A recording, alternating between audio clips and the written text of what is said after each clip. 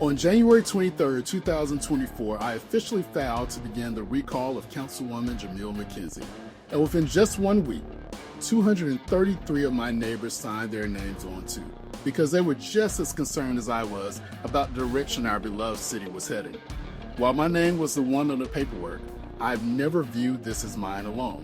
I'm simply a vessel for the voices of hundreds of neighbors seeking transparency, accountability, and a better College Park.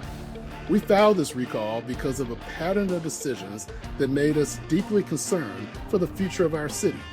A proposed battery storage plant just steps away from my family home. The attempted sale of Bill Levis Field, one of our last major green spaces. Low morale and high turnover among city staff, and a council that voted to limit the mayor's voice while ignoring the voices of residents. These weren't just isolated missteps, they were warning signs. We stood up because we believe College Park deserved better. A recall is a legal tool that allows citizens to remove an elected official from office before the end of their term. We do this when we believe the official is no longer acting in the best interest of the community. We use that tool because after the first 6 months of office of Councilwoman Jamelle McKenzie, we were afraid of what the next 3.5 years might bring.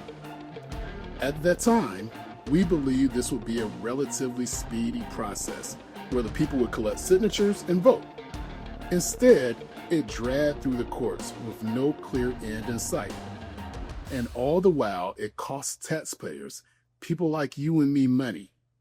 From August to December of 2024 alone, the city of College Park spent $122,000 in legal fees to fight this recall.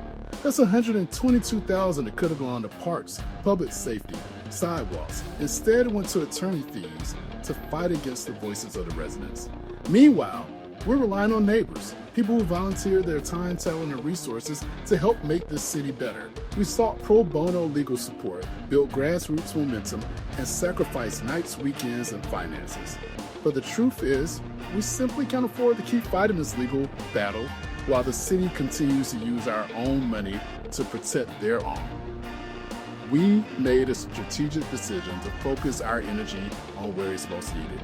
We're shifting our efforts toward the issues that truly matter: stopping the proposed battery plant, improving access to healthcare in our part of town, and holding the city accountable for the big promises like the mythical 6 West development.